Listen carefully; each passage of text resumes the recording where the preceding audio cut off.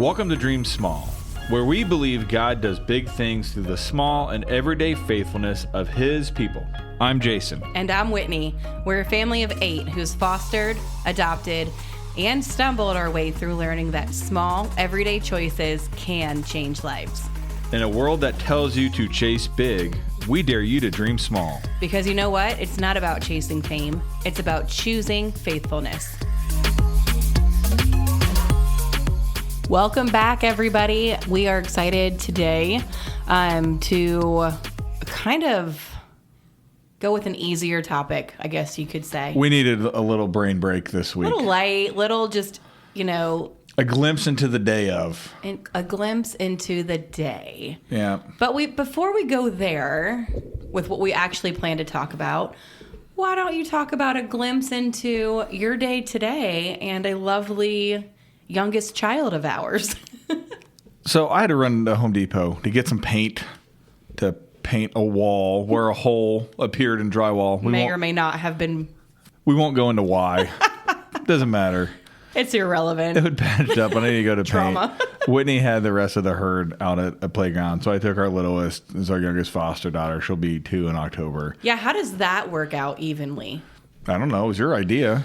Oh, yeah, okay. Yeah, your idea. Your call. I don't know. I need someone on my right shoulder all the time telling me about my great ideas and my bad ideas. And yeah, no. I don't want that. I just person. always have such great plans. No, you don't. And I think it's Yeah. going to go great. And then I'm like, why do I do this to myself? So anyway. So I go off to Home Depot with this littlest lady of ours, and I walk up to the paint dude at the counter. Anybody who's been to a hardware store knows how that goes. Said, hey, here's a picture of the label on the paint can that I need. And as I'm standing there, our little girl reaches out to him, and he just lights up. And it's weird. He's a stranger. And I'm like, if you want to hold her, you're welcome to hold her. He goes, yes, absolutely. I love little babies. Like, he was a very sweet grandpa type, like very good guy. Not creepy. And he just lit up. Like, you could just tell it really made his day. I took some really cute pictures of him holding her and sent them to Whitney. And then as I was holding her again, she reached out to another couple beside me. And, as adults, we're like, what a weird kid. It's she's never held. Like, somebody please hold me. And this child's held all the time. But it kind of comes back to the point. It's like, hey, this kid thinks everybody just loves her all the time. And it's not far from the truth, and how little kids, just how innocent they are. And how she's trusting. How trusting, and she's just used to being loved by everybody all the time. Except her siblings, who she picks on all the time. But you come home, and she is a toddler. Like, if you've ever seen the movie Boss Baby, she's like a violent boss baby. She just kind of runs the house. She instigates things. Our other foster daughter tonight was upset about something and cried, and she just chucked a mini person at her, like, kind of almost like, shut up, quit crying. We shouldn't laugh. It didn't go so well. But it was funny because she's 22 months old and she kind of rules the roost. But she's really sweet. Like, she's really, really sweet. Yeah. Most of the time. Yeah. She's just full of life. She is full of something. That is for sure. So before we get into more of the episode, I wanted to first remind everybody, thankful for our wonderful friend, Ray Podesta with Stone and Gable Realty.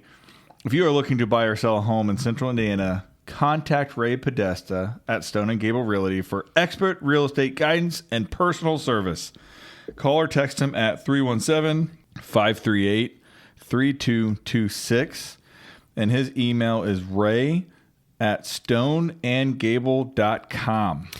Again, Ray Podesta. Yeah, we've known Ray for, probably close, give or take 10 years. Yeah. And if you want a stand-up, trustworthy guy, he's it. Yeah, he's as honest as they come. He's as good as they come. He's a great dude. So if you're in Central Indiana and you need to sell or buy a house, we can't recommend Ray enough. And also, kind of ironic, I'm going to read a review of the podcast from July 29th. And it's from a Podesta. That wasn't on purpose. So I don't know if they're related or not. I mean, he might be married to an Podesta. He might be married to an A Podesta. And she shared the dynamic between Jason and Whitney in their brutal honesty, showing the real lives of a real foster family is entertaining, refreshing, and inspiring. I very highly recommend this podcast for anyone who needs a real life combined with real truth and the beauty embedded in such a broken world. And thank you, Angie, for such a kind review. Aw, A Podesta. I'm sorry, that. A Podesta. Yes. Thank you. A That was Podesta. really kind words. Thank you, friend. Okay. This Okay. week, we're going to talk about... a day in the life, right? Day in the life. It's going to be scattered. I'm going to be real honest. I don't know how structured it's going to be. That's how our days are, though. Yeah, so that's it's very a good fitting. representation. Basically, I'm going to go through and just highlight people that come into our home, and I'm going to let Whitney kind of talk about it because candidly, she lives this way more than I do because I get to leave the house and go to work, and she gets to manage the chaos of our home. So we're not going to we're going to go through all these people that come into our house, and we're going to explain how often some of these people are in our home and how it can get to be just a complete circus in our house sometimes. Yeah, I've already had caseworkers come in and there's, a therapy going on, another caseworker here, and they're like, oh, it's a party. Or my mother-in-law walked in one time and I'm like, hey, there's like 3 random adults here. She doesn't know who they are. And I'm like, no, it's not like a social gathering. They're all here for kids. But yeah, it's just my eyes twitching a little bit right now, if I'm being honest. It can be a lot. So. Didn't we have a foster kiddo show up once with like 3 other providers? Who are here for other we kids? had providers here for Benny. There were multiple. And there might have been a therapy going on. And that was when our youngest came to us all in the same evening. Like they were here and it was a brand new placement. So then the DCS caseworker was here and there's these people trying to do their quarterly eval for our son. And right after work. It was so good. And our kids desire a lot of attention. Right after school too. It was like 5 p.m. on a Monday or a Tuesday. Everything was going on. It would have been a Monday. Yeah, it was nuts. It was nuts. And so we're going to focus. We have our adoptive kids and one of our bio kids has some additional needs that require some service providers. We're not going to talk about them because that could be anybody, right? Anybody could have kids that need that. We're going to focus solely on our foster kiddos and what goes along with when you have a foster kiddo in your house, what it could look like in terms of business, what you get to experience. What you get to experience. That's okay. Right. Here we go. Let's dance. Let's roll. Okay, Whitney. The first type of visitor we're going to discuss is the DCS FCM. Which means Family Case Manager, in case you don't know that. And explain a little bit what they do and what their role is. DCS is the Department of Child Services. What are some other states' names for that? I was just going to say that. There's DCFS what does that in stand certain for? States, Department of Child and Family Services. And then there's CYS in other states, which is Children and Youth Services. I mean, there might be a CYFS too, Children, Youth, Family Services. I don't know. But I am familiar with DCFS, DCS. My lisp is coming out strong right now. And CYS. So Thanks, it's just a state. It's just the state agencies that take care of kids, right? Yeah, so that's who government agencies, state run. And I'm sure there's agencies we haven't thought of that also fall into this. Right? Surely. So what does the case manager do? So the case manager, well, okay. So if you're looking at. And remember, this is everything is this our is like experience. High level. This isn't in depth. This isn't research. This isn't educational. This isn't scholastic. This is Whitney and Jason just sharing our experience. But we might be wrong. We might tell you what their job is, and we might be a little wrong. It's just what we've witnessed and seen and done. So real high level, kind of backing the train up a little bit. The person that is in your home the most, the DCS FCM, is not the original person who places a child in your home, unless a child's placement was disrupted. Okay, so a child. Hold on, before you go there, just explain what a FCM does. Just explain what they do first. Then we'll go into that other thing. No. I think we need to start at the beginning. Okay, I'm going to go my way. Oh, real boy. quick. Okay. Someone makes a phone call to DCS. I'm concerned that this child is neglected or subject to abuse, what have you. An assessment worker gets that call. They investigate that claim of child abuse or neglect. The assessment worker then determines if services are needed and if this is high level and if those services can be conducted with the child staying in the home or if the child needs to be removed. If the child needs to be removed, they look for a suitable family member first. If they cannot find one, that assessment worker will seek out a foster family. Okay, so foster family gets that phone call. I have a kiddo that needs a home. Are you open to it? The assessment worker is typically the person who then brings that foster child to the foster home. Okay. So that's step one. After that child is placed, the assessment worker passes off the case to the FCM. I can't think. Oh, man. I don't know. You told me you were doing it your way, so go ahead and do it your way. It's been such a long day. Longest day ever. So the assessment worker passes off the case to a permanency worker. I think that's what they're also called in the state of Indiana. That's what it was called when I worked for it in Pennsylvania. We'll go with it. So a permanency worker, then an FCM, Family Case Manager. It's the unit that they work for. They then take on the case, oversee the case. That is who will be in the foster family's house the most. That is the person that is responsible for meeting with the biological family, helping them establish goals, helping them get access to services that they need, holding them accountable, reporting in court, all the things, right? They're also responsible for making sure the child is safe. They will come into the foster family's home once a month. They will need to, we've had a variety of different situations. For the most part, they will, get this might feel weird to some people. They will need to take a photo every time they're here of running water, of electricity, of the child. Wait. They take picture of electricity? What does that look like? They turn on lights and take a picture of it. You've never been here for that? But that's not taking a picture of electricity. Okay, whatever. They need proof that there's electricity. Got it. Okay. They need proof of running water. You putting a finger in a socket, your hair standing up straight. Perfect. Yep. Yes. Okay. So they take a picture that you have electricity, that you have running water, that you have food. Like they open the fridge. They'll open up their refrigerator. They'll open up the pantry. They'll take pictures. So they gotta take a picture of the kid. Like don't be gross. Like they've snuck in when we've had a napping baby and snapped a picture of a I'm napping like, please baby. don't wake them. Yeah, all of everybody who's had babies knows you don't wake a napping baby. Oh, for the love. Yeah. So they take a picture of that. They typically check and see if you need anything, how it's going. Sometimes they'll share updates. Some caseworkers have needed to see the baby, like have a diaper, if it's a younger child, have a diaper change. Again, just to make sure that the baby's safe. Like say that I laid eyes on the child, on the skin. There's no bruises. Unfortunately, there's some really crappy foster homes too. Like everybody wants to bag on the bio families where these kids come from.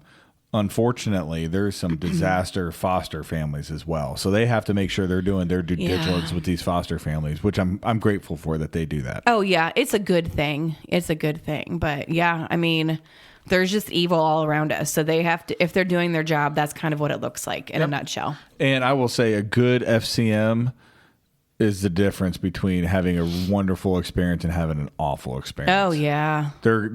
They are some of the most overworked and underappreciated people. Unfortunately, they're the ones that get when people complain about the system. That's code for the FCM. It's usually not their fault. Usually. Yeah. It's not their fault. They're really, our experience overall, I would say we've had good FCMs overall. Yeah. I mean, yeah, overall, yes. There's been a couple who I've just been like, what planet do you live on? Just like any other job, right? You're going to have people that do a good job and bad job. Remember that our very first FCM was like this dude who was so aloof and he would like show up an hour late or like, remember him? He wasn't the first one. He was like, oh, he was rough. He was horrible. I was like, what are you doing? Like, that's my biggest pet peeve. If you say you're coming, you better be here when you say you're coming or reach out to me and let me know. He was Leah's case manager right before she got adopted. Because it was. No, I'm not talking about that one. I'm talking about one years ago. Oh, gosh. Little scrawny guy. Mm-hmm. Oh, I don't remember him. I was talking about that dude. I think, yeah. Okay, maybe there's more than, maybe we've forgotten on something. Anyway, moving on. We've also had really great ones. We've had some wonderful ones. But I will say, have some grace with the FCMs because they are people too. They experience the worst of the worst. They are humans. They have emotions. They feel for it too. And holy cow, they have a hard job. And honestly, they have double the caseloads they should. Yeah, they're completely overworked. So have a little grace and compassion. Remember that they truly are doing the best they can. Most of the time. Most of the people. I mean, just like anybody else. Yeah. I mean, there was just locally someone arrested for falsifying that they were having visits and seeing children and they weren't.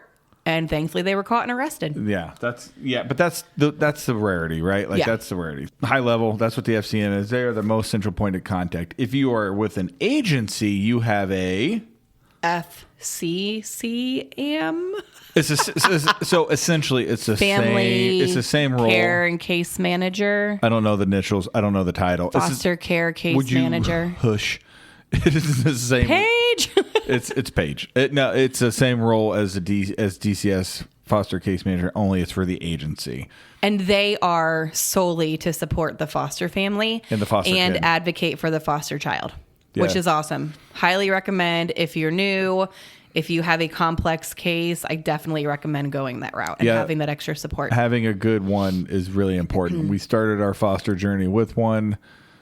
We left it because of some things that didn't go the way we thought they should go. And we didn't need it. And we were 2 or 3 years in, and then we just went back to one. Candidly, we help with our foster care ministry at our church, and we kind of wanted to vet a local agency to help new foster families, and we wanted to experience what it was like, and we got with one, and they're really good. So we can say with integrity that this is a good agency, and they've been very helpful. But so this person, depending on the level of need that DCS assessed. Will you go into that real quick? So I wasn't sure if you wanted me to. Because last time you were like, no, it's too much. 90-second version. Okay.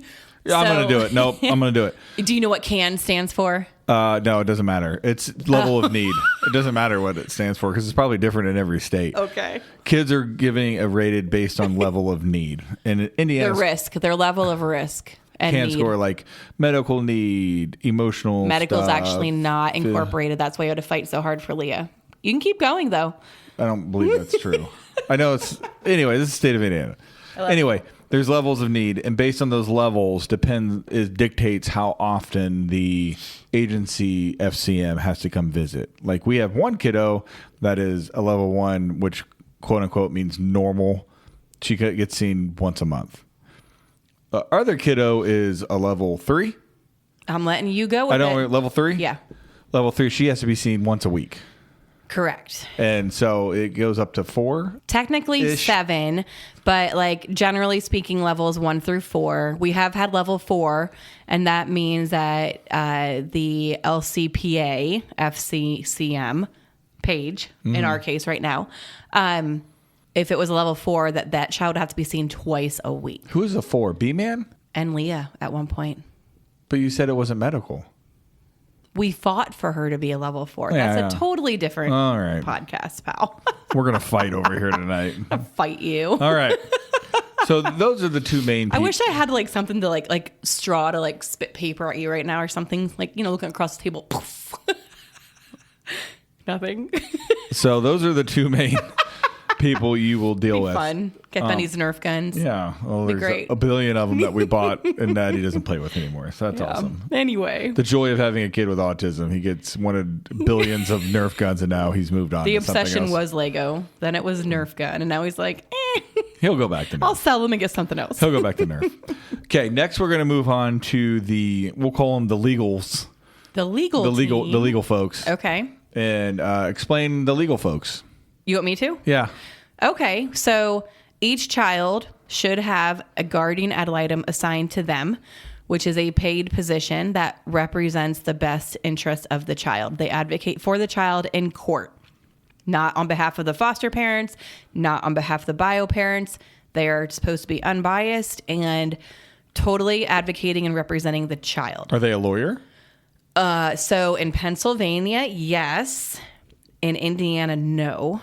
So I can't speak for other states, but I think it varies. Okay. But yes, in Pennsylvania they were.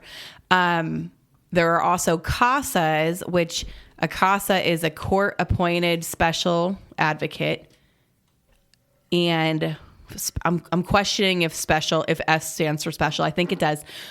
They are a volunteer position that typically work under a GAL. So GALs have a lot of kids assigned to them, like upwards of 100. Do they really? I didn't realize there was that many. Yes. Wow, that's so many. And they can't possibly see that many kids advocate, remember each kid's, specifics and stories, and then represent them in court, right? And really represent their best interest. Like that's just a lot to keep track of. So child CASAs essentially take one or two cases from a GAL, represent them on a volunteer basis, which is a great way to get involved and serve if you want to support foster care in a more unique way that really makes a big difference. And then the CASA will submit notes and stay in contact with the GAL.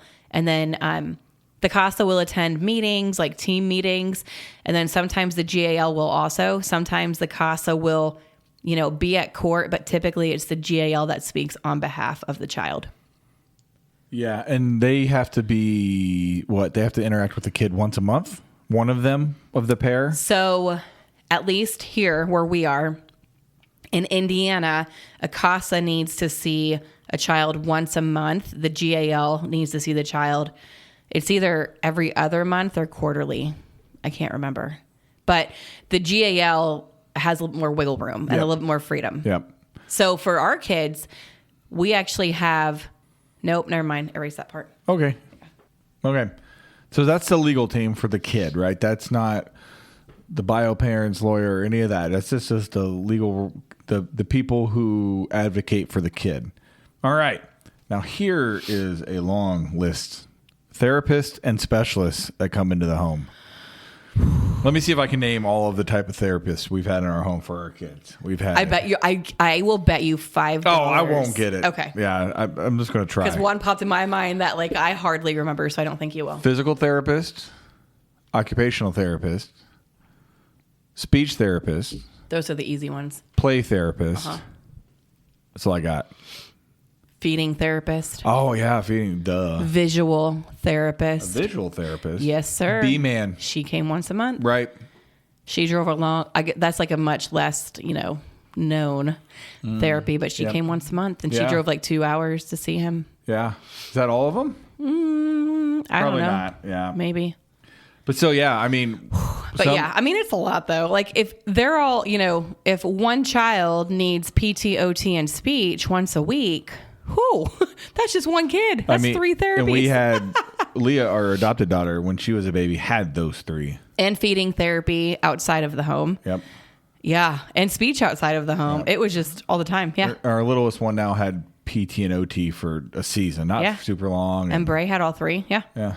Mm-hmm. So all 2 or 3 therapists. We're in every pretty week. Good with first steps, which is under 3 for PTOT, speech, all those. We're in the know. They know us. Yeah, they do. Yeah, they know us. So, I mean, just think about it. Just all these different therapies coming into your home for different kids. So we have 2 foster kids right now. Say they each need 2 unique therapies. That's 4 people in your house every week. 1 hour per person per therapy every week. So you can see how this starts to add up pretty quick. Yeah, absolutely. I mean, and then there's also the unexpected drop-ins that you're not actually expecting, but hey, I'm nearby. Can I stop in and see so-and-so? Can I check in on so-and-so? It could be a neighbor knocking on the door, apologizing for their kid using a cuss word, which may or may not have just happened today. That might have happened today. Kids, man, they're hilarious. Drop-ins are usually from church family, good friends are always welcome, but it doesn't take away from the chaos, right? We love them. Our friends are fantastic. It's still additional people in our house that creates chaos. Yeah. And then there's another one that can cause a lot of tension, and that's the supervised visits. And I mean, goodness, it goes case by case, but some kids have up to 20 hours of supervised visits a week, if not overnight visits that are unsupervised. But goodness, I mean, both of our kiddos have had multiple visits just for, an hour or 2 at a time.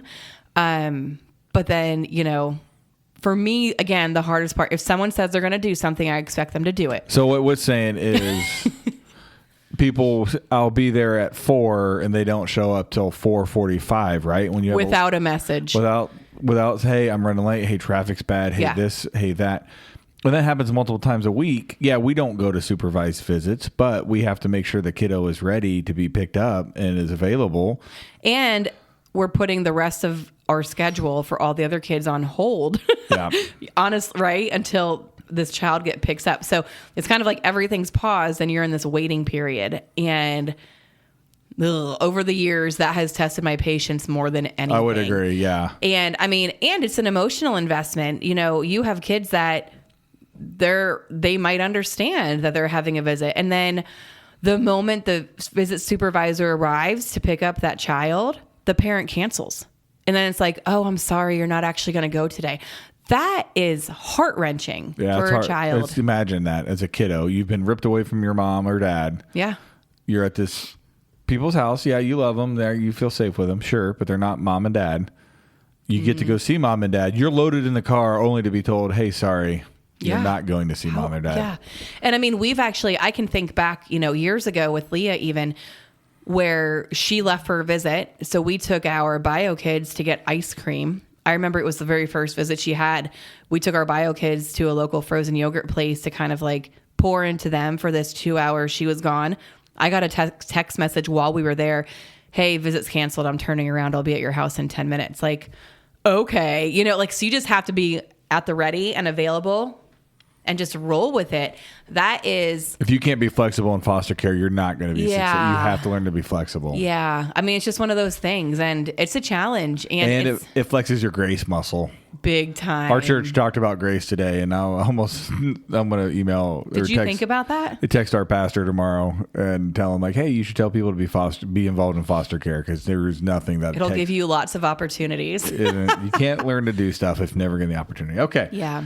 Okay, so we've talked about all of the visitors in the home, right? I think that's it. Pretty much, yeah. I'm sure we've missed something, but for the most part, hopefully you've gathered, if you have a kid or two that has some additional therapies, which most kids in our experience that come into foster care do have additional therapies. I don't know that we've ever had a placement that didn't have something in place. I mean, the only one is our current little one, but she had it initially. She just outgrew it pretty quick, right? She had first steps. Yeah. She's the only one. Everybody else had it pretty much. Yeah. Continually. Mm-hmm. So we have all those, and then you have your normal medical, dental, and then counseling, court hearings, IEPs. So you have all these people come into your house. If you did some quick math, based on what we shared, 6, 8, 10 people per week visits. And then on top of that, you have appointments, the normal medical ones, school meetings, court hearings, and then visits, team meetings, all these other meetings. I mean, there's court hearings, but then there's also once a month, there's supposed to be what's called a CFTM, which is a child family team meeting. And that's supposed to be a meeting with the bio family, with all of the providers, with DCS, and if the foster family is invited, with the foster parents. So, I mean, that's once a month. And then you have to find childcare for that. It never ends. Whitney was getting childcare this summer so she could attend CFTMs that would ultimately get canceled. Ugh, again, so frustrating. I mean, we have a lot of kids, right? For someone to be at our house. And we're paying for childcare so Whitney can go to these meetings instead of us having a date night, right? We're just trying to give you a glimpse of what it's like with this chaos. So hopefully you're getting it. We're not complaining. I'm kind of just complaining. Being real. I'm not complaining. We're just laying it out there. Yeah. And it's supposed to be lighthearted, Jason. It is. We're venting. Yeah, we're not complaining. We're venting, right? No, sorry, guys. We're not venting. This is lighthearted. If you feel the heavy of us venting, deep breath. I don't think venting's a serious... whenever I vent, I'm usually lighthearted. When I vent, I'm usually not actually that mad. At work, when I'm venting about somebody doing something stupid, I'm not actually mad. Well, I'd say when I vent, I'm pretty ticked off. Yeah, you only ever vent to me or some of your close friends. I'm nice. Or you're mean to your mom. Oh, I am not. Mom. Let's ask Grammy and see if she agrees. Okay, anyway, moving on. So with all those visits, right, that obviously peels away time. Love you, Mom. We can spend with the rest of our family, and there are times our kiddos have felt not neglected, but not forgotten, just overlooked maybe. They just roll with it. But they don't know difference. Mom guilt is real. Yeah, you get real guilty. Yeah. I feel like I'm overlooking them, or I can't pour into them or spend as much time with them. I mean, our culture has tried to get us as parents to think our world revolves around our children. Yeah. And when it doesn't, it makes us feel guilty, and it's kind of crazy. Like our worlds aren't supposed to revolve around our kids. But our family is different than the average family also. Well, like, yeah. Well, that's what I'm saying. Like, I don't even think that that's a fair comparison because our kids know the world doesn't revolve around them. But when I feel like I haven't been able to pour into them as much as I want to, or have heard their hearts for a certain day, or gotten to connect with them as much as I want to, I feel that. Sure. And it's not anything that the world puts on me. It's my mama heart. Yep. Yeah. So, I mean, I would say the biggest side effects of all these appointments and meetings and stuff is, one, our other kiddos can get overlooked or not get invested into as much as we would like, and our marriage. We don't get to spend as much time just you and me as we would like. Mm-hmm. Well, maybe as I would like. No, I'm with you on I'm with you, babe. You should have seen her face. I was like, oh, okay, maybe it's just me. We have so many Rolodex of babysitters, right? And we use them all up for meetings and appointments. And it's like, hey, we want to go on a date. And all of them are like, no, we're sick of your kids. We're not coming over to help.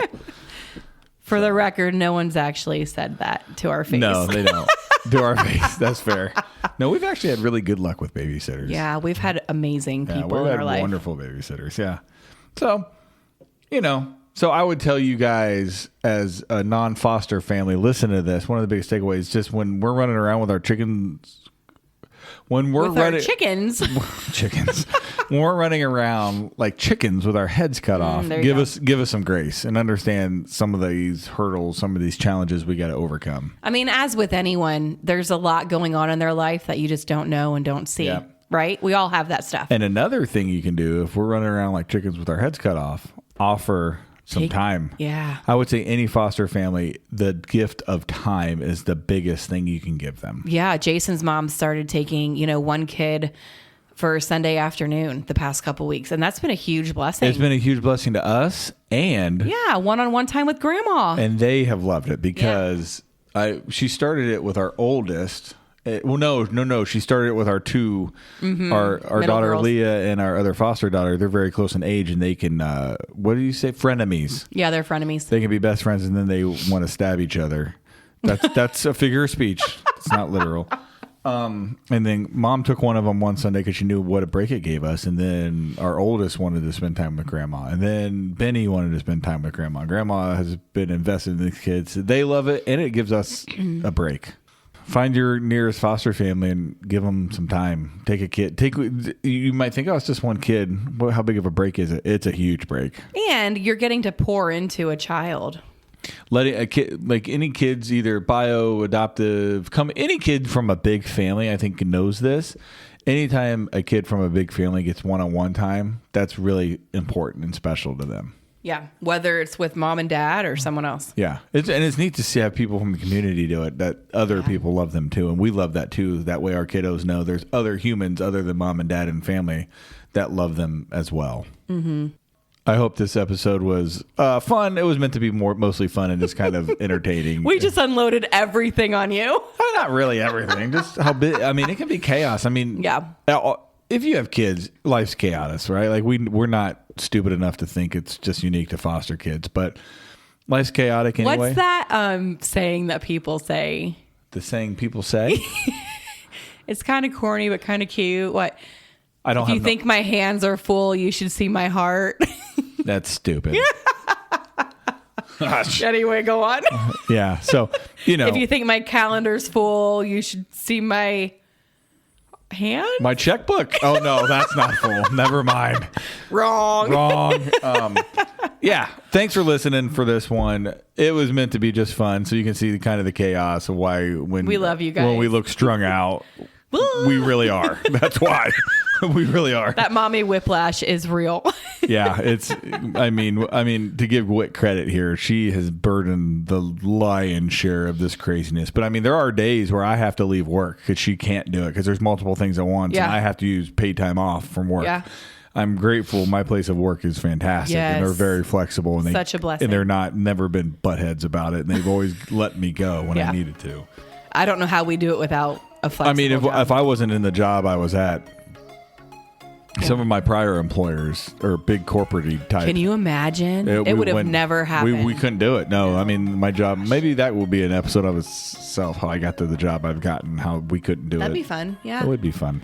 It's a little God story. You guys, we have so many fun God stories to share with you coming up. Just get ready. Yeah, just get ready. Buckle up. When we do that episode, we'll broadcast it. I cannot wait. Yeah, it's going to be exciting. All right. That's, I think, all we got. Is that all you got, babe? Yeah. I mean, just keep dreaming small, you guys. Thank you. Thank you for listening to the Dream Small podcast. If you're listening on Apple Podcasts, please tap that follow button and leave us a review. It helps other people find my mom and dad's show.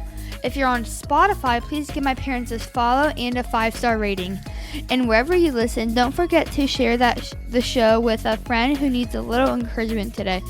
You can also follow us on social media to stay in the loop. Instagram at Dream Small Podcast, Facebook Dream Small Podcast, Twitter or X at Dream Small Show. Or email us anytime at dreamsmallpodcast@gmail.com. We love hearing from you. And remember, just dream small. See you next time.